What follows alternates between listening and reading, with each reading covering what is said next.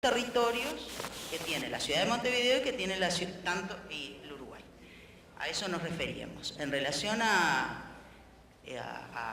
algunos aspectos que tienen que ver con las organizaciones sociales, bueno, no hubo tiempo, pero podemos seguir conversando en relación a lo que el programa APEX desarrolla desde el punto de vista de la academia, vinculado, y su desarrollo vinculado a los problemas de los colectivos que viven en ese territorio, que es muy amplio y que tiene problemáticas que son propios de los centros urbanos, pero también de la población rural, porque es un territorio que abarca tiene esas dos características.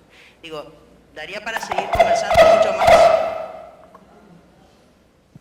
mucho más sobre lo que dice el compañero, que tiene que ver con algunas cuestiones, líneas ideológicas, pero que bueno, me parece que excede un poco acá porque no quiero parar. Tenemos tiempo para una pregunta más, por acá.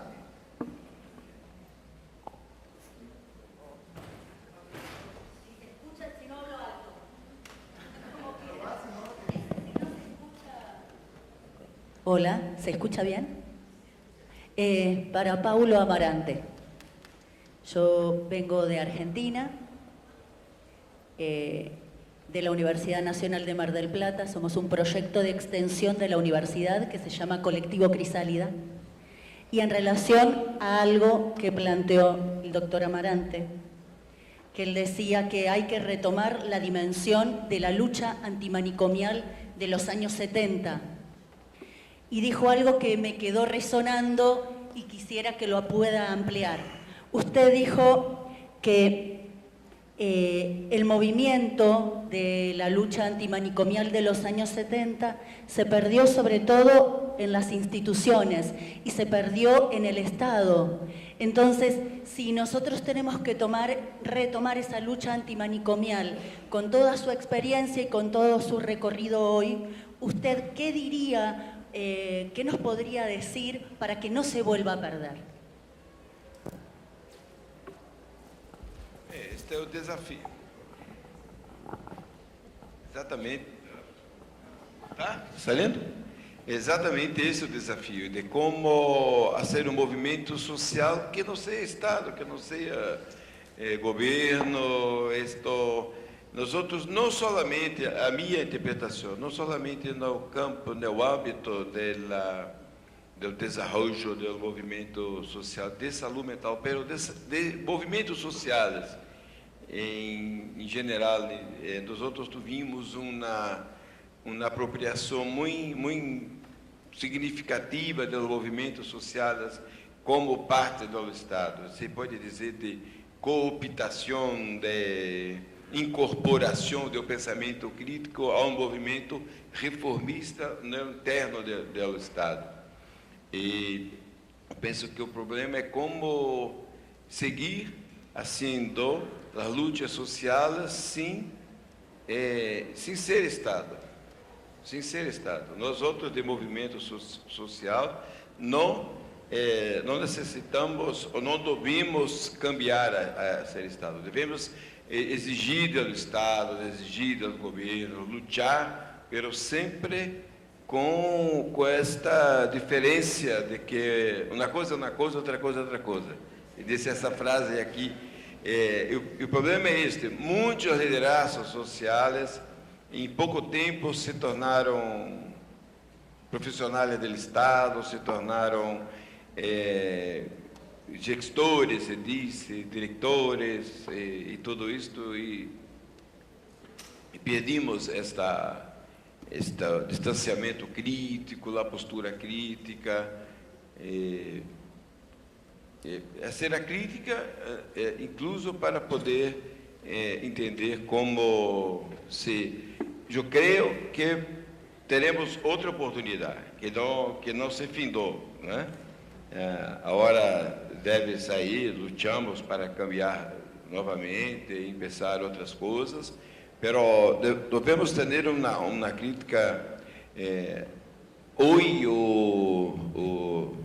Hoje ayer, não me recordo bem, li um artigo de Boaventura de Souza Santos, é um sociólogo português muito importante para nós outros, falando exatamente disto, né? Como devemos retomar as lutas, pero sem a ilusão de sermos Estados, de sermos os gestores oficiais das políticas.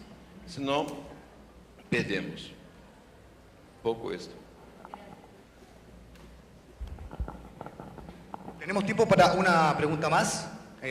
¿Alguien se anima a...? Por allá. Muy bien.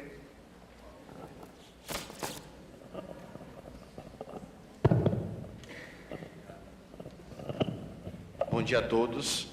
Eu me chamo Bruno Vivas e estou aqui representando o Conselho da Bahia, o Conselho de Psicologia da Bahia.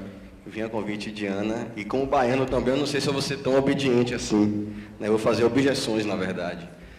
O que eu quero trazer, na verdade, é que a gente não pode perder de vista, até pensando com o que a professora trouxe, que lá no Uruguai vocês, né, pensam o passado para que não repitam o passado.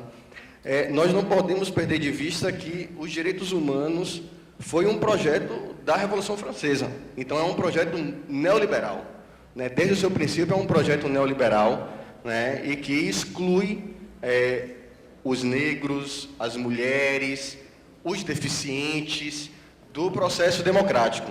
Se a gente pegar, por exemplo, a obra de Rousseau, o Emílio, né, que numa parte dele, ele vai falar sobre a educação da mulher, que é Sofia, né? Ele vai dizer basicamente o seguinte: ou os homens educam as mulheres, ou eles serão cornos, né? As mulheres precisam ser educadas pelos homens, as mulheres precisam ser dominadas pelos homens. E no nosso, eu acredito que isso não é só uma coisa do Brasil, né? Mas a gente precisa pensar esse paradigma da saúde mental e o paradigma dos direitos humanos, sem perder de vista o machismo, que é uma estrutura. É uma estrutura que está aí em todos nós, né? Não é só uma coisa que o homem pratica contra a mulher, né? Se a gente for parar para pensar, por exemplo, aqui no Brasil, a gente tinha no século XIX, no início do século XIX, as ordenações manuelinas, filipinas e afoncinas, que defendia o assassinato, né, dos maridos contra as suas mulheres adúlteras. Até, se eu não me engano, eu posso estar errado, mas o Zola, ele diz o seguinte: se o divórcio for permitido, nós não teremos mais literatura, né? Então eu queria trazer essa questão, assim, os direitos humanos, se a gente não for pensar lá atrás, a gente pode estar repetindo paradigmas, ideologias neoliberais sem perceber, né? Aí é uma coisa que eu defendo muito fortemente, professora, que é o seguinte: eu não tenho como ver essa questão dos direitos humanos e da saúde mental se a gente não passar pelo acesso à universidade.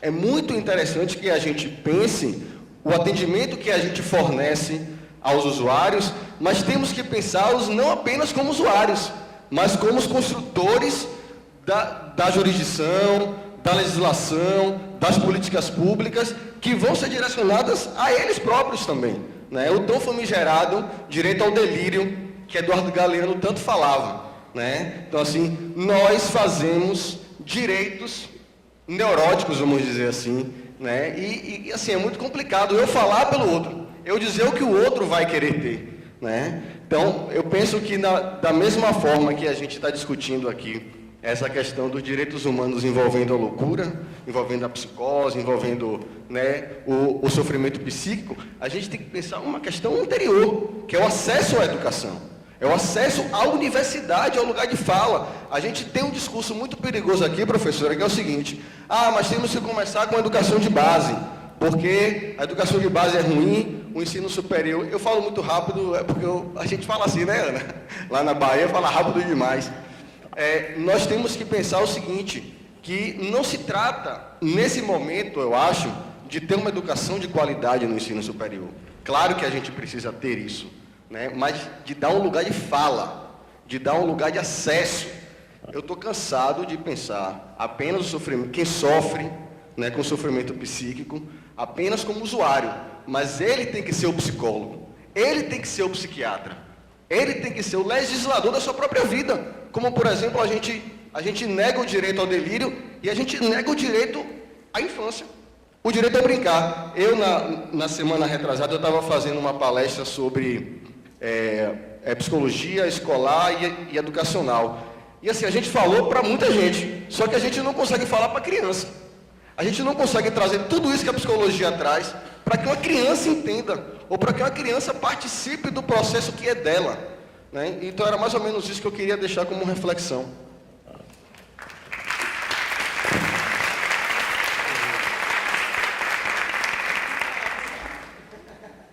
Muchas gracias a todos los asistentes por sus preguntas, especialmente también a ustedes. Muchas gracias por participar en este interesante e importante mesa de apertura. Antes de, bueno, yo por mi parte agradezco tener este lugar, compartir con ustedes este escenario. Me despido por mi parte, pero antes de que ustedes se retiren, los quiero dejar con Daniel de la organización, que les quiere comentar algunas cositas antes de terminar este bloque. Y antes de Daniel, Paulo va capaz a dialogar un poco contigo. Muchas gracias. Não, eu queria responder um pouco, porque você falou que deixou uma contribuição, você deixou 200 e poucas. Você falou da história da humanidade, reescreveu toda a história humana, né? E a questão é o seguinte, não é simples assim. Direitos... Você pode situar o momento dessa luta, né, na história ocidental, lá na França, na Revolução Francesa. A história ocidental. Nós temos essa mania também de achar que a história da humanidade é a nossa, a ocidental. Né? O mundo árabe está mostrando e outros mundos como tem muitas outras histórias. Então, eu acho isso. Agora, a luta de direitos humanos, ela transformada sobre outros paradigmas, né? O respeito ao reconhecimento, ao outro, né? A participação de lutas sociais, ela deve ser considerada, senão a gente, isso aí é um projeto neoliberal, né? Poderia ser liberal, talvez, burguês, né? Mas só para, né?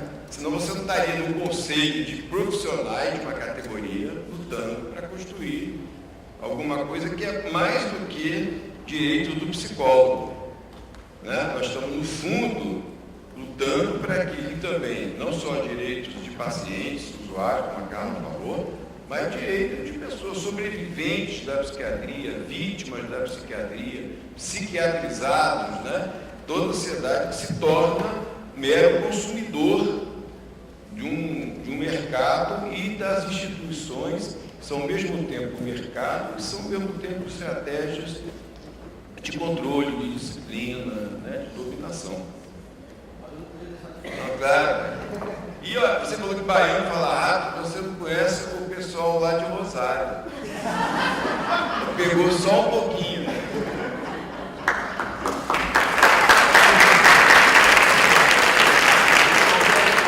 Alô? Estamos atrasados um pouco no horário, então tem um coffee break ali, que sejamos breves, 5 minutinhos ali, um pão de queijo, alguma coisa para voltar, para a gente não atrasar no almoço e não alongar muito o cronograma, que ainda temos muito trabalho, por favor, tá?